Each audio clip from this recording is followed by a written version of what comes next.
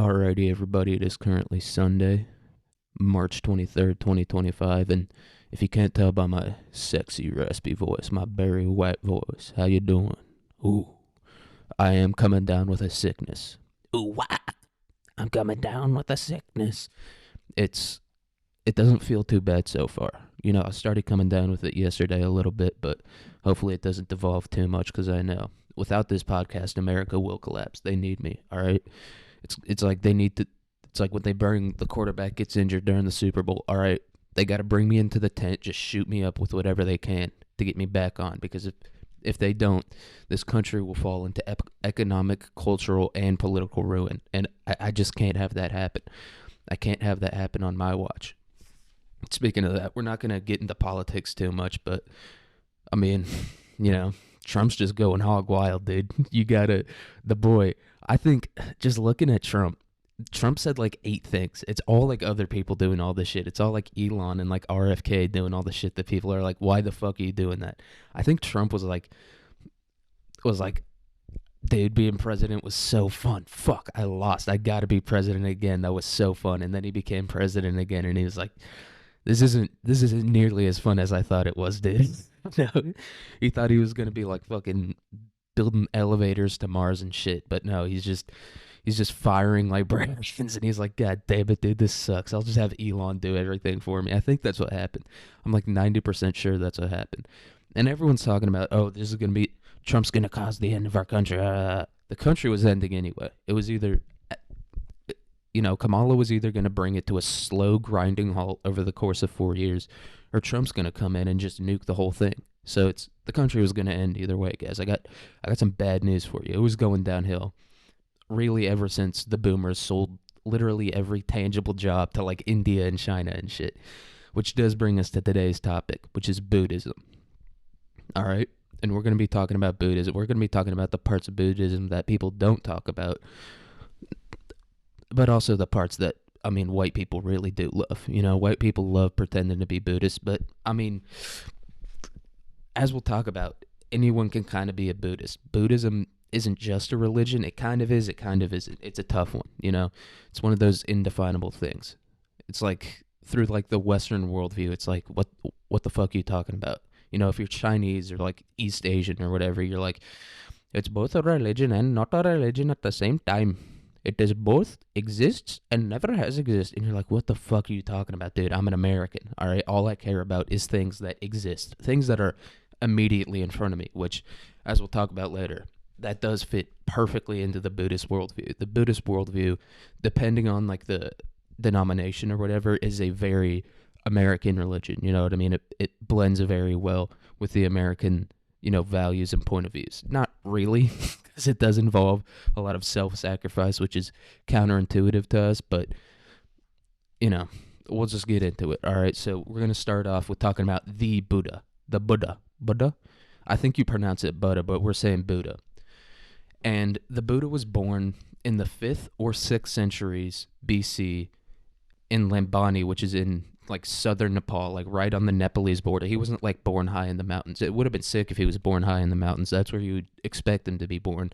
You'd expect him to be born on like the tip of Everest, but no, he was born in like some shitty little like foothill town. He was born in like the Appalachians of fucking Nepal, not even like the Rockies or whatever. He got the shitty fucking mountains. That's where he was born at. And according to early Buddhist texts, which are called EBTs, which is just so funny, you'd expect, if they're called EBTs, if this is like a central tenet of the religion, you'd expect like poor white people and poor black people, really just shitty poor people in general, to love this religion. You know what I mean? They just hear EBT and their ears perk up.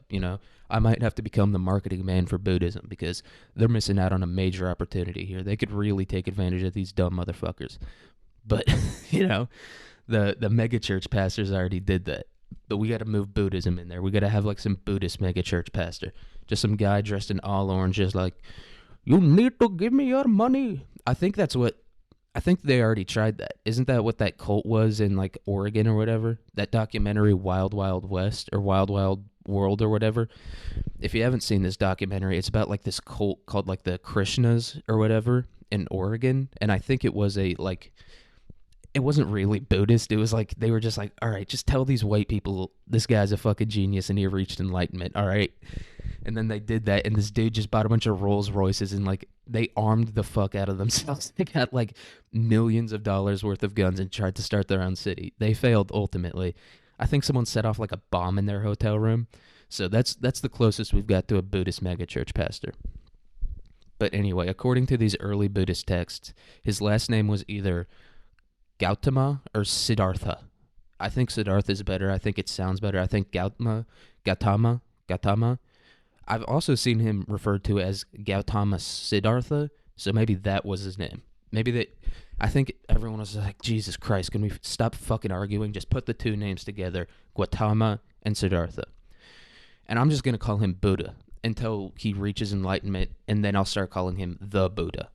But anyway, Buddha spent his life in the modern Indian states of Bihar and Uttar Pradesh. And Bihar and Uttar Pradesh are like right on the border of Nepal. So he didn't go, you know what I mean? He's like Jesus. Like if you've ever seen that map of like where Jesus spent his life, it's all in like 10 square miles of each other. I do think Buddha like went around to a few more places, but he was mostly in here. And according to some legends, Buddha was the son of King Sadahona, King Suddhodana, King Sadhana, and Queen Maya. Buddhist texts claim that Buddha was Kishchariya, and this is going to be a common theme throughout this episode of me like sounding out words in like a fourth grade class, you know what I mean? Or not even fourth grade, like first grade. D-O-G, D-O-G, dog. That's what this episode is going to be. And Kishitara is the name of the noble warrior caste in Hinduism. So Hinduism, by the way, is like, it's even older than Buddhism. It's like 3000 BC or something, so like 5,000 years old. And I was looking at it, and I was comparing Buddhism to like when other religions started. It's a pretty new one, because Judaism started in like 2000 BC, so about a century, or not a century, like a millennia and a half before the Buddha came around. And then Zoroastrianism, which is like what people call the oldest religion in the world, started like 7,000 fucking years ago, and they like still worship fire and all that. And so the Buddhas, it's kind of a new religion, you know, depending on how you look at it. Of course, Christianity is older by like, or newer by like 600 years, and then fucking Islam came around like 1,000 years after Buddhism, and they dominated. They came in, and it was just like, it was Shaq versus, I don't know, whatever shitty center there was at the time, Duncan Robinson or whatever. Duncan Robinson was like, I'm the strongest motherfucker. I'm dominating the league. And then Islam, a.k.a. Shaq, came in and just started dunking on motherfuckers, backing people down straight to the rim, just yamming it right in their face, putting his balls in their face, all right? That's what Islam did to Buddhism, if you don't know. Because Buddhism was like dominant all over the Middle East, like especially in Afghanistan, I think was like a big place where it was dominant. And then Islam just came over and, nah, who's this fat motherfucker? We got a dude that's way better than that dude. We got Muhammad. Muhammad dominates this guy. So that's what Islam came in and did to Buddhism. And Buddha's teachings came from, so what got him interested in this spirituality was dukkha. And dukkha is the suffering that comes with life and death and reincarnation. And that's like a sure part of life and death and like the reincarnation cycle, is that you're going to suffer. And he was like, well, we have to suffer. And I think this is part of like, and a lot of these terms, including dukkha and like karma and all this shit, are part of like the general like Eastern religion, like religious space, I guess, like Hinduism, Sikhism, Jainism, I think probably Taoism too. Like all of these terms are part of that as well, which is why it's also kind of a worldview, kind of, but not really. It's like a worldview that gets integrated into some of these religions, kind of. It's tough to explain. And Buddha started his liberation from dukkha by learning meditation techniques from Arada Kalama and Udaka Ramputra, which Ramputra is a sick one, you know. And Arada taught Buddha about the philosophy and practice of the sphere of nothingness, and Udaka taught him about the sphere of neither perception nor non-perception. And it was like saying that these were like two completely different, completely separate teachings. Nah, Buddha got fleeced, and he couldn't admit it, dude. He got fleeced the fuck out of it by these two guys. These two guys taught him the exact same thing. They were like, "You do not believe in what I am saying? Then go talk to my friend Udaka." And then, you know, it's like it's like a doctor giving you OxyContin. You know, you're like, oh, this doctor really cares about me. He really cares about my health. He's gonna give me some OxyContin, and it's like, no, dude, he's getting paid off that shit. I think Arata and Udako are running a bit of a scam on Buddha. And to be fair to him, he did kind of see through it. Buddha was unsatisfied and turned to asceticism, which is the worldview of complete rejection of worldly desire. And like they call it the rejection of sensual desire. And I didn't say that because I'd assume people would think I was just talking about sex, but sensual desire is like any like physical feeling, which includes like food. I think even like emotions are part of this as well. And so it's a complete rejection of that. And Buddha was still unsatisfied. And so finally he turned to the practice of Danya. And if you've ever seen the Buddha, if you've ever seen those statues, the boy was never satisfied with anything, especially a meal. All right, he was munching on anything. And so he turned to Dhyana, Dhyana, Dhyana, whatever. It's a form of meditation focused on mindfulness and detachment. And so I think this differs from the previous two techniques he was taught, like the sphere of nothingness and the sphere of neither perception nor non-perception, because it's not like a complete rejection of like earthly things. It's like kind of focusing, it's like a rejection of earthly things, but still focusing on yourself. And those other two, I don't really think focus on yourself. They focus on like, I guess nothing. I don't know. Once again, I think he got fleeced on that one. But good on him for seeing through it and moving around it. But Buddha, he did a whole bunch of shit. Like he fasted, meditated, all that shit. But this is like the big thing that he did. This was like Jesus going into the desert for 40 days and 40 nights and like fighting the devil or whatever. This is kind of Buddha's version of that. He practiced Danya underneath the Bodhi tree, which is a fig tree, for 7 weeks and became the Buddha, which basically means that he reached enlightenment. And this is like, if you've ever seen like a statue of Buddha and he has all like those like knots or like that weird hairstyle on his head, I think this comes from like that legend, which is like a bunch of snails. And I don't know why they chose snails, but a bunch of snails crawled on his head to like protect him from the sun or whatever, but just his head. Because to be fair, if they crawled all over his body, he probably would have been like, ew, get these off him. If I was the Buddha, I would immediately quit after that. The second a snail crawled on me, ew, it's so slimy, get it off me. So yeah, controversial take. I'm not the Buddha. It is said that the Buddha achieved nirvana, which is an escape from dukkha, or the suffering of life and death and like the reincarnation cycle and shit. So he just like stopped himself from suffering completely. That's what reaching nirvana is. I think in other religions, nirvana is like the heaven that you go to, but I'm not really too fucking sure. And he also gained an insight into the workings of karma in his own past lives. And it's like, dude, once people start, they're like, I figured it out. I figured out the universe. It's like, I think the Buddha just meditated himself into being schizophrenic, but his mind was still like intact enough to spread his teachings. And people were just like, fuck yeah. And at this time, dude, people would like, they would hear themselves think, you know, they would hear their own inner monologue and be like, that's God talking to me. So no one was doing too well. And Buddha, he kind of figured out like one thing, I don't know, depending on how you look at it. Obviously, if you're not a Buddhist, you're like, that guy didn't figure shit out, and so I'm not a Buddhist, and so that's what I think. But according to some people, he figured some shit out. And those people, you know, Buddhism is really popular in Thailand, and those guys have ladyboys, so they might be doing better than I don't know. But, and like I said, nirvana, when you reach nirvana or enlightenment or the end of dukkha, those are all the same thing. You end your like own personal rebirth cycle. So I guess you just die and disappear into nothingness.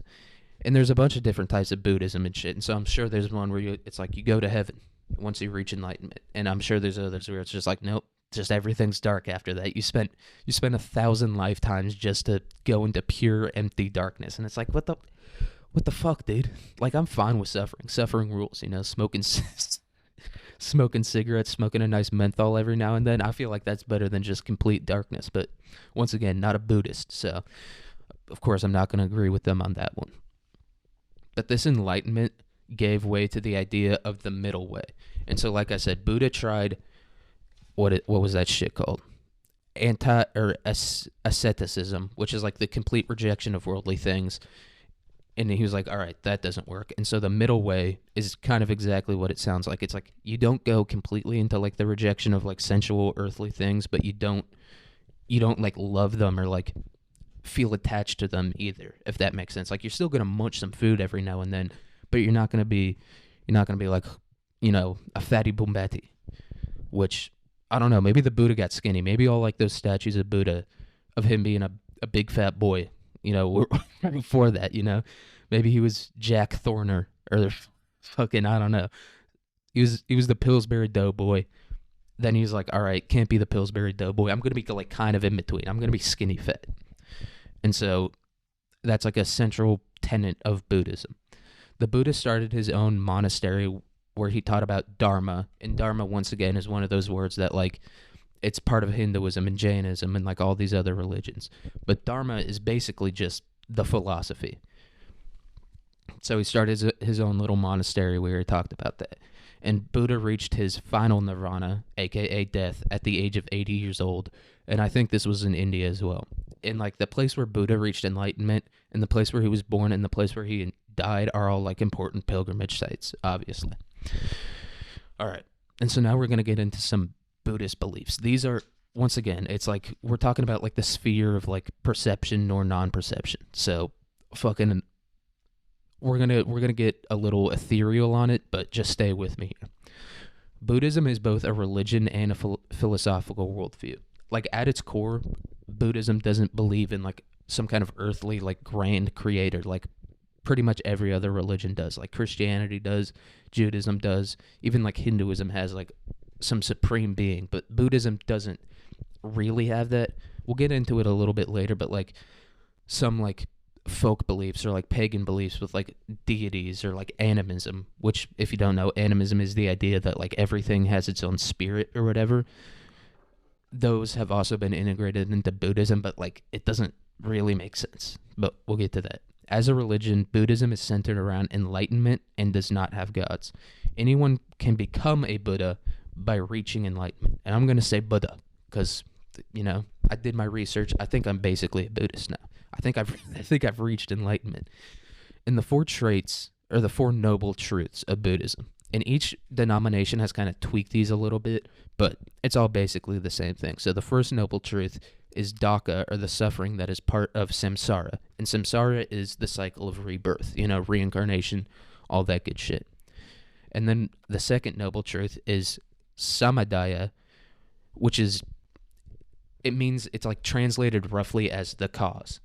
And so the cause of dukkha, which is tanha, is attachment to impermanent things. And we'll talk about what impermanent things are because they kind of have their own definition of that. But basically, suffering is caused by attachment to imperfect things, is what samdaya is. And then nirodha, which is the idea that dukkha can be ended by letting go of tanha. By letting go of your attachment to impermanent things, you can reach enlightenment. That's the third noble truth. And then finally, our fourth noble truth is marga, which is the path that leads to the release of tanha and therefore enlightenment. And so it's basically, it all just like kind of builds on. I don't know. I think there could be like one noble truth that's like, the definition of that one noble truth is that all these ideas are predicated on each other. But fucking, I don't know, dude. I'm really done understanding. I thought I was going to like bust this open and it was going to be like, just meditate and love everyone and eat fish and then you'll reach enlightenment. No, this is like an actual religion. You know what I mean? And I think for my next episode, I'm going to talk about this guy, like, what's his name? It's like Raman von Unsterberg, who was just like this insane warlord in Mongolia who like started his own form of Buddhism and tried to like take on the entire Russian Empire, whatever. This dude was fucking crazy. But Buddhism is like an actual religion with its own core tenets. You know what I mean? It's not just like be rich and like meditate all the time. It's not what we think of as Buddhism.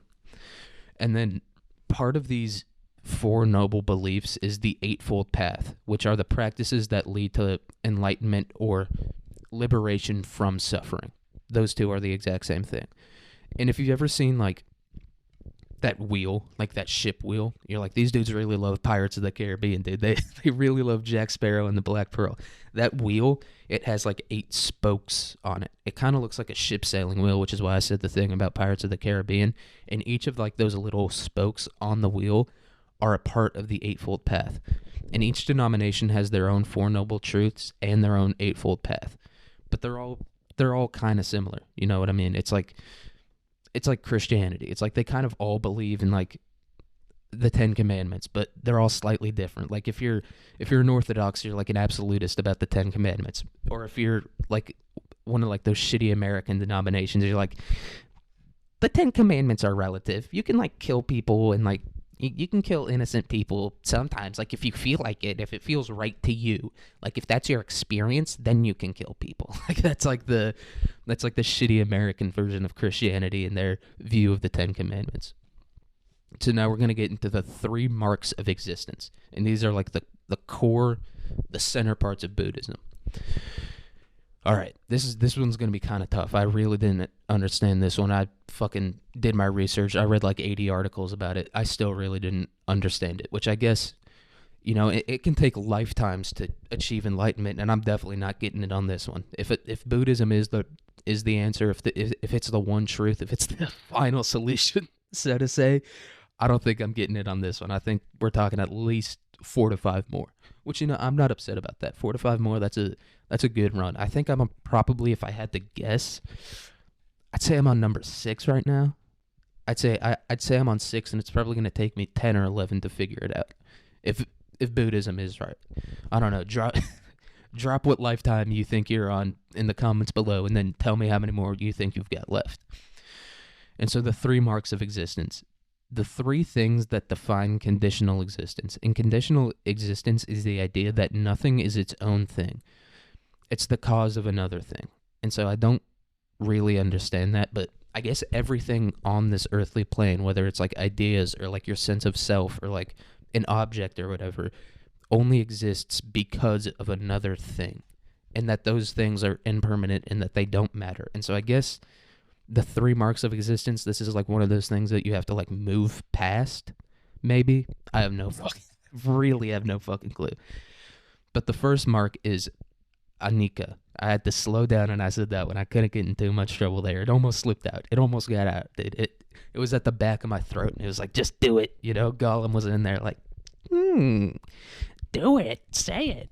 That was more Yoda than Gollum, but whatever. Anicca, I said that one quick, is the idea that everything, including physical objects, thoughts, and emotions, as well as self, are impermanent and always changing. And so these are your sense of self, your thoughts, your emotions. These are all part of conditional existence and are impermanent and therefore kind of not worth worrying about. And so that's our first mark of existence. Our second mark of existence is Dhaka. Again, dude, Buddha was a fucking emo ass. He was a rich kid emo ass bitch, dude. He was like, life is just all about suffering. Nothing good ever happens in your life. He keeps bringing this up, dude. This is part of the Four Noble Truths, and it's one of the mark of existence. But Dhaka is attachment to impermanent things causes suffering. So attachment to things that are literally anything causes suffering. So attachment to anything causes suffering. So I guess attachment causes suffering. But if you're attached to it is a paradoxical religion, which most are. Most are incredibly paradoxical. You're like, wait, if that's true, then this can't be true. It's weird like that. And then our final one is the third law, which is anatta, the idea that self or soul is an illusion or a conditional thing. And so this goes back to the first one. Basically, your soul, your sense of self, your belief that you have a conscious and that you're like an individual thing that just arose out of nowhere is an illusion. Kind of, but not really. And that brings us to the cycle of rebirth, which is samsara. If self doesn't exist, and this is just a question I wrote down that I'm going to try to answer, if self doesn't exist, then how can it persist or be reborn? There are 2 basic schools of thought about this, and both of them are kind of similar. The first idea, which is the one that I'm going with, you know what I mean? It's avakya. The the idea that what is reborn is inexpressible and migrates from one life to the next.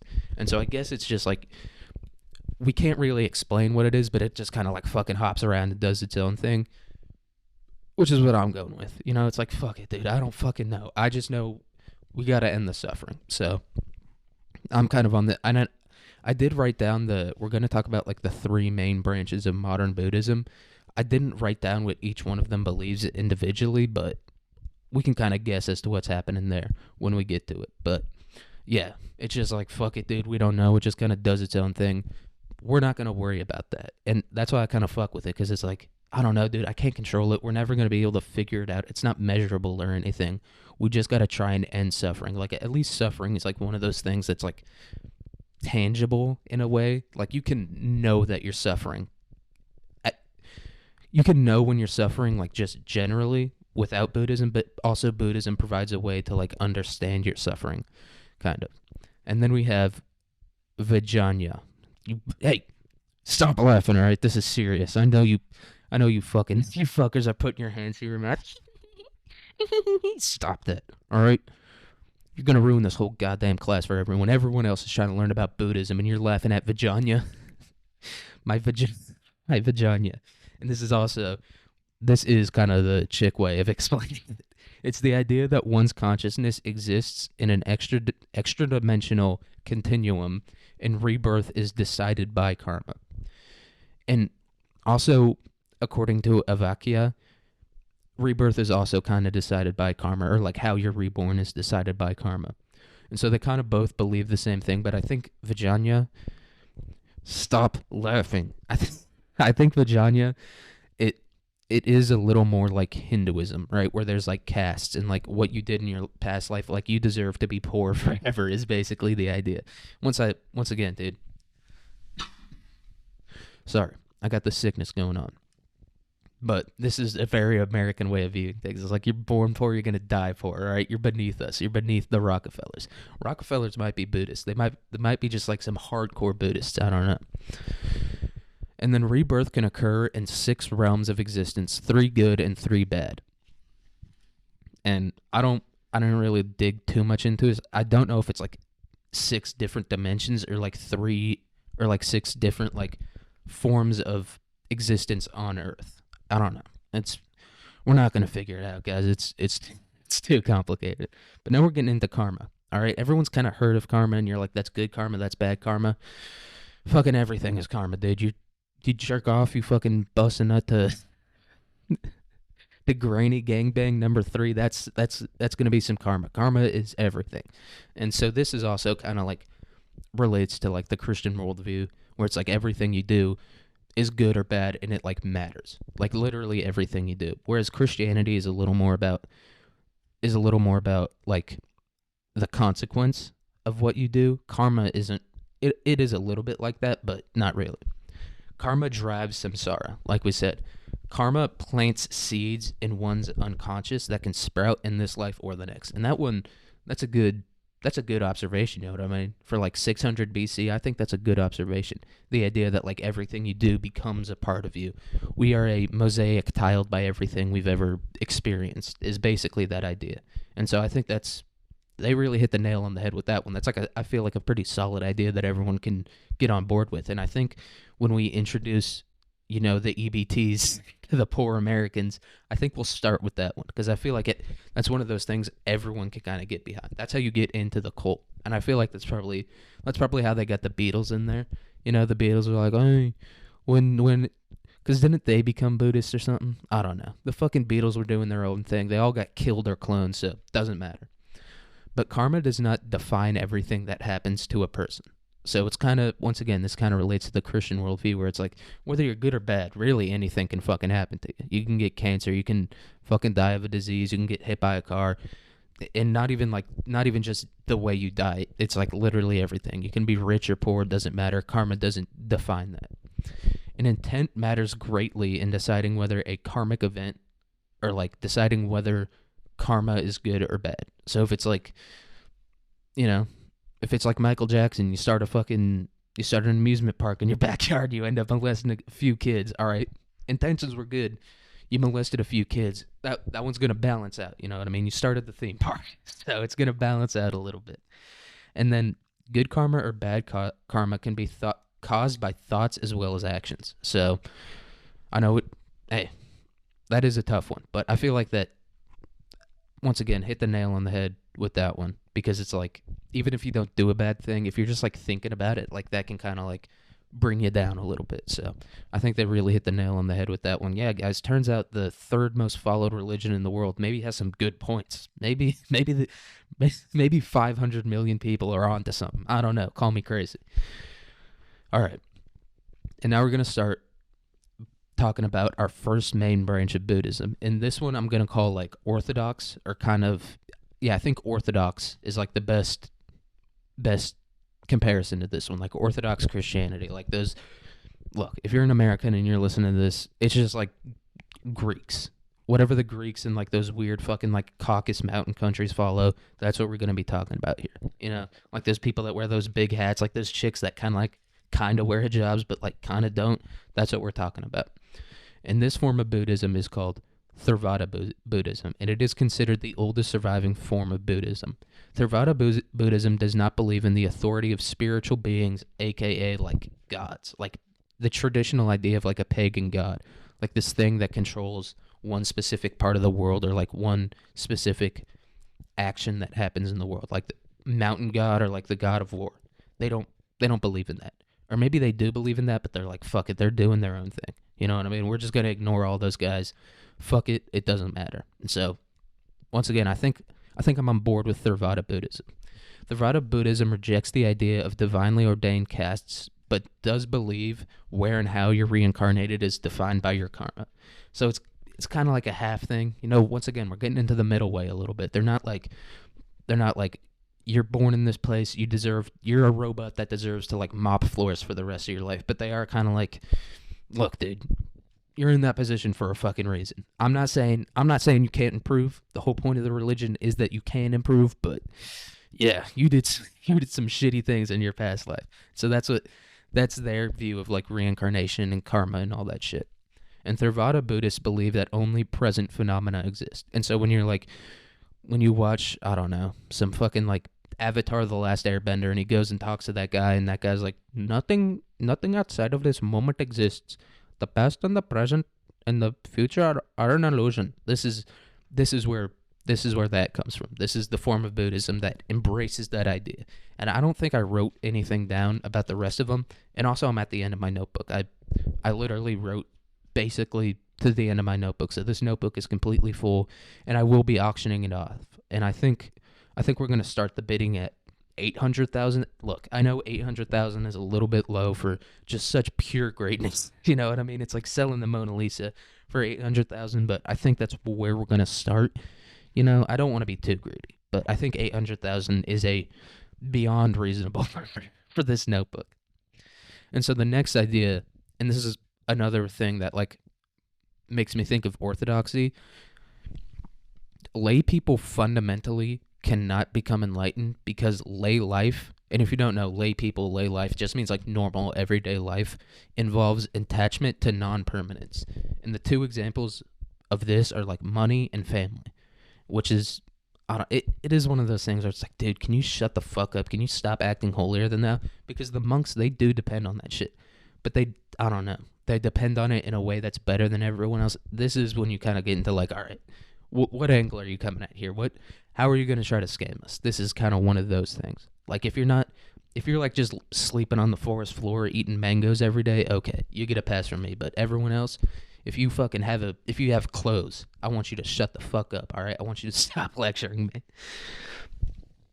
And so that's, yeah, if you're not a monk, you can't reach enlightenment. So I guess it's one of those things where it's like, look, only like 30 of us can reach enlightenment at one lifetime. The rest of us got to like work together to get to those people to enlightenment. That might be like an idea we got going on here, but it also kind of contradicts another idea. But anyway, Theravada Buddhism believes in immediate reincarnation after death. So it's like, yeah, that's a tough one. That's one that's going to be hard for a lot of people to get behind, because it's like, dude, I just got fucking done and you want me to start again? It's like when you have like a bunch of homework assignments or whatever, and you're like, dude, I just got done with calculus, and now you want me to do fucking chemistry? No. Let me fucking chill for a little bit. I don't care if you let me chill in complete darkness and just blackness and nothingness for like, just give me 30 fucking minutes before I come screaming out of a vagina again, dude. I can't handle it. I don't. Give me time to analyze. Let me watch some fucking game film before you throw me right back in the game, dude. You know? It's like I just lost to fucking Francis Ngannou, and you're going to throw me in there against John Jones? What the fuck, guys? Let me get a little bit of game film. Just a touch, dude. Let me just, analyze my mistakes a little bit. But no game film for you, dude. You're getting thrown right back in the game. But this form of Buddhism is the second largest, and it's followed mostly in Southeast Asia. So I think like Thailand, Cambodia, Vietnam, like that whole area, they are all Theravada Buddhists. I think those people you see wearing the orange robes, I think that's like Theravada Buddhism. I don't fucking know.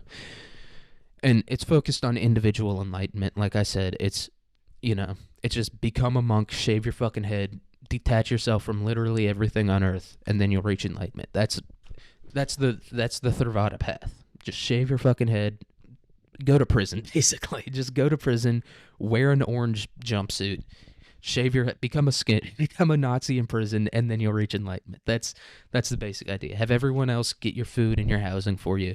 I don't know. Islam and some forms of Christianity are kind of like taking over religion in prison. I think Buddhism could be a good one, Most of them are already halfway there. They're bald, they wear orange all the time. They don't have to worry about earthly things, and they see the impermanence in everything, and so they don't give a shit about stabbing a motherfucker. They're basically already Theravada Buddhists. And so now we're on to our second type of Buddhism, which is called Mahayana Buddhism, and it's the largest existing branch of Buddhism in the world. This is the big one, you know what I mean? This is maybe Catholicism. We're not getting too far off the path, but it's not exactly what Buddha wrote down, but it's fucking close enough, dude. You want me to fucking figure everything out? You want me to be fucking perfect? No, I'm going to be Catholic, all right? I'm going to be kind of perfect. But we're on to Mahayana Buddhism, largest existing, and this one kind of has deities. It has Bodhisattvas who strive to become Buddhas to benefit all living things. So I guess in this form of Buddhism, you can become a Buddha without becoming a Bodhisattvas. I said Bodhisattvas the first one around. It's Bodhisattvas. And these people strive to become Buddhas to like help other people reach enlightenment. And Bodhisattvas forego nirvana to spread their perfect wisdom. And so if you're a Buddha and you become a Bodhisattva, your wisdom, like the things you believe, the things you preach, are considered perfect, right? It's like everything you say specifically about the religion. I don't know. Maybe it's like just their beliefs about the religion are considered just, you got to take it as like holy word. And so they're kind of like deities, but kind of not, it's weird, but, and so they forego nirvana to spread their wisdom. So they're like, look, dude, you guys are such fucking little shitty peasants that, fine, I guess I'll do it. I'll come out of retirement. It's like Rambo. It's like Rambo and Rambo 3 or whatever. I need you, Rambo, I need you to come out and teach these people about enlightenment. I need you to come out here and let these people know. I'm done with that life. I can't do it. And then Rambo becomes a Bodhisattva. And wisdom is believed to be the thing that brings about enlightenment. So it's like, I guess if you just get like talked at enough, then you reach enlightenment. It's like if you just hear enough bullshit, you'll eventually get there, which once again, very Catholic of them. Just be like, shut the fuck up, listen to this guy. Who cares what else he's doing, dude? Just listen to the words he's saying. Fucking kind of believe him, kind of not, and then you'll get there, okay? So once again, this is the Catholic version. And a core belief of Mahayana Buddhism is that all things are inherently empty, which I guess that is like part of Buddhism, but I don't know what they mean by empty, right? Because I think if you're a Buddhist, like fundamentally that is a truth about Buddhism. Maybe it's just one of those things where they were like, all right, we just got to reword this. Conditional existence, most people aren't going to understand it. Just tell them that everything is empty. It doesn't have a soul. It doesn't, there is no permanence in this world. It's all empty. It's not real. It's not real. Nothing exists. Nothing matters. That's what we're talking about here. And all right, there is no gods or creators in Manana, but followers are devoted to Buddhas and Bodhisattvas who are said to guide people towards enlightenment. So there's no gods, but it's kind of like this guy. Just listen to this guy, you know? Like I said, this could also be like construed as like a megachurch pastor type of thing. I do think it's more similar to like what's that guy's name? David Koresh, the guy who started the seventh, whatever it was called. The fucking Waco dude. The dude, it's that type of thing where it's like, yeah, there's like these overall truths in these texts that anyone can read and have access to, but just this guy figured it out already. Just listen to him. So it's, I don't know, it might be like they might all have like their own individual like cult or like following or whatever. So I think that's the setup of Mahayana. I don't fucking know. All right, now we're getting into the fun type. You know what I mean? This is the evangelical, you know, the mega church. This is the fun shit that we're going to be talking about right here. This is Tantric Buddhism, which is pronounced Vajrayana. Hey, stop laughing. But this is a derivation of, and this could be completely not true. This was just a fucking shot in the dark I took. I was reading it, and at this point I was so fucking mentally tired. I was just like, all right, we're going to take a shot in the dark here. I'm pretty sure this is what this article is saying. I can't really figure it out. But it is a derivation of Mahayana Buddhism, which is the form of Buddhism we just talked about, which focuses on ritual and esoteric practices. And I think this is the form of Buddhism. I can look it up real quick, but I think it's very popular in India. And this is, you know, like I said, this is the fun one. This is, if we're going to get people started on a diet of Buddhism, this is, you know, this is maybe what we start with. You know, it's really fun. I'm looking up to see if it's the most popular one in India. I'm pretty sure it is. And I think this might also be the Tibetan form of it. It's very, like the vibe of it, like the things they talk about, like the rituals and stuff like that, they match up very well with everything you see about Tibetan Buddhism, which is the Dalai Lama. I think he's like the Tibetan Buddhist leader. Sorry, I have to fucking cough. No one's fucking listening at this point. Doesn't matter. It's just me talking about Buddhism. Hey, it's fun, you know? It's like, even if I don't ever gain anything, this is Buddhist. This is Buddhism. It's just me letting go of permanent things, just having fun. Yeah. So it's very popular in India. It's got all types of shit. I can't figure it out if it's Tibetan. Let's look up if Tibetan Buddhism is Tantric Buddhism. It's just so similar because all like these rituals and stuff involve like the gold bells and like the gold robes and all like the fancy shit you see like the Dalai Lama wearing. And so I think Tibetan Buddhism might be its own completely separate thing. Nope. It says it's Mahayana, but I don't fucking believe that for a second. This one is way too similar to Tantric Buddhism. Maybe they just don't want to be associated with the Indians, so they're like, no, this is Mahayana Buddhism, right? We're not associating with those fucking guys. But anyway, the core tenet, like the main thing that makes Tantric Buddhism is transforming like literally any experience into steps towards enlightenment. And so if you're a big fan of Matt and Shane's Secret Podcast, you've probably heard Matt talk about Tantric JOI. And if you don't know what JOI is jerk off instructions. You might have also heard about like tantric sex or whatever. And this is just, like I said, this is like the mega church version of this shit, where it's like when you go to a mega church or like one of like those bullshit churches where it's like, everything you do brings you closer to God, all right? So we're going to have Avicii do a set here. I think Avicii is the one that we're going to have Marshmello do a set, all right? We're going to have 80,000 people. We're just going to have like an EDM concert, and that's going to bring you closer to God. Look, I'm not talking shit about Tantric Buddhism, all right? They're getting more pussy than I am, so you can't talk too much shit, because they'll come back in with the fucking, you're a virgin, dude, shut the fuck up. So, I can't talk too much shit, but it is kind of bullshit.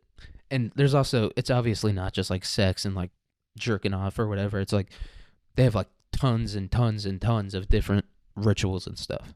And I guess everything you do is part of the ritual. So maybe it's like the food you eat is part of the thing that brings you closer to enlightenment. It's literally everything is turned into a ritual that brings you closer to enlightenment. And teachings in this form are passed down from a guru to the student. And so yeah, this is the Indian, this is the Indian version of it. And also like there's tantric yoga and just all kinds of shit like that. There's probably tantric fucking we gotta come up with like a tantric version of like scrolling TikTok, you know?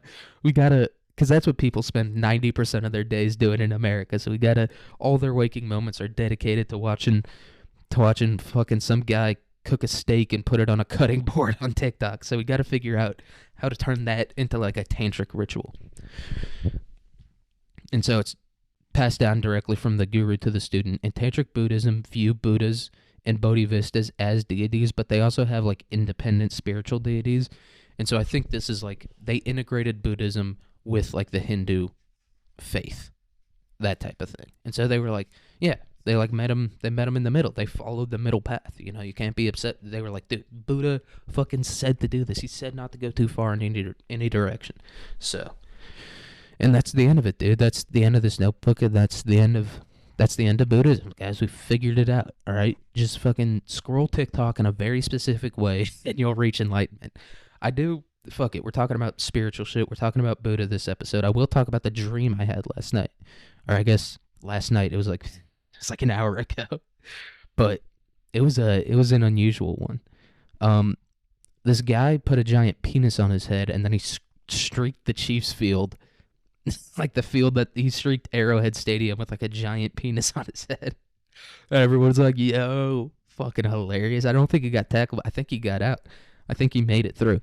Also, part of my dream, I smoked a couple menthol cigarettes, and I was like, I'm allowed to smoke cigarettes here. And like the guy was like, yeah, you're allowed to smoke cigarettes right here, but you can't smoke them anywhere else. And I was like, okay, dude, I'm smoking this. Like, what do you want me to do? So that's kind of like the uninteresting, like nonsense part of the dream.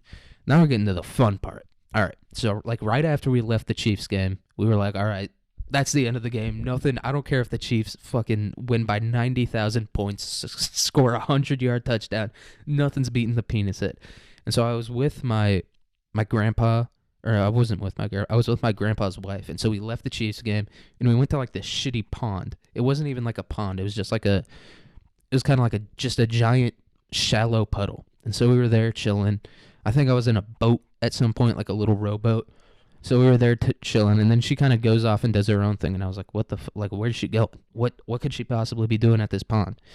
And like, she comes back a few minutes later with this albino chick. It's like, you guys are going on a blind date together, and I was like, fuck it, all right. She's hot. She was a hot-ass albino chick.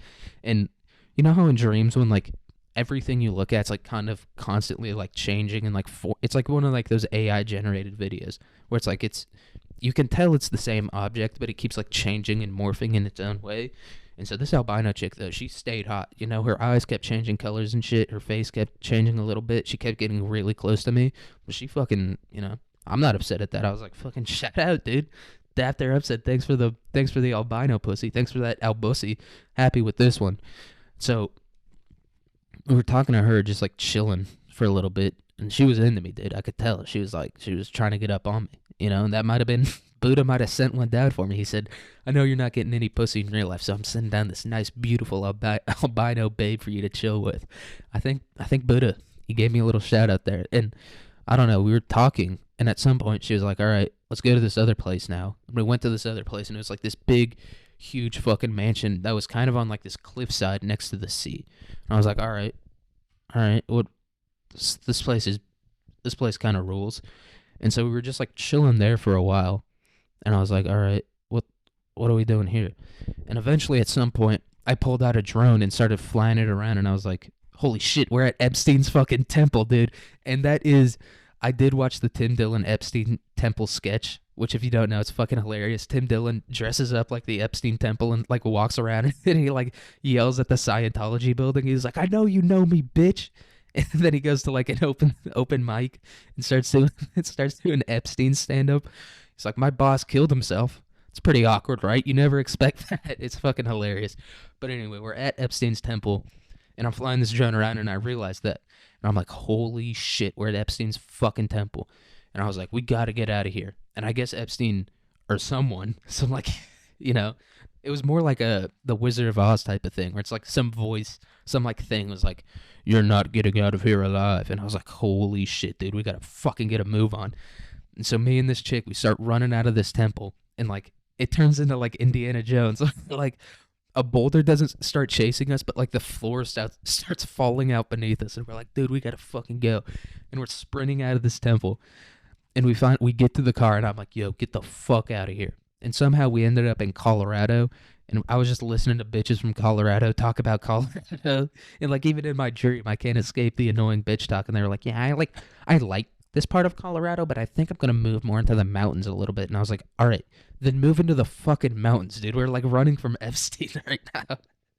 And I think that was the end of my dream. It was also like raining pretty hard when we were escaping Epstein's temple. I really thought I was gonna kiss the hot albino chick, but yeah, I don't know. That was my dream last night. But yeah, that's all I've got for this episode, guys. Starting a new notebook, new era coming up, and hopefully this is gonna be my first try of like trying to get a new upload to go onto YouTube, because all the old uploads are on YouTube. So I guess if you can't listen on Spotify, which doesn't make any sense, go watch it on YouTube. Or don't. No one's doing it anyway, so I'm not gonna be mad if you don't. But yeah, that's all I've got for this episode, guys. Hope you have a good day, good week, good year, good month, and yeah, see you guys on Tuesday, hopefully, to talk about some current events. All right, peace out, guys.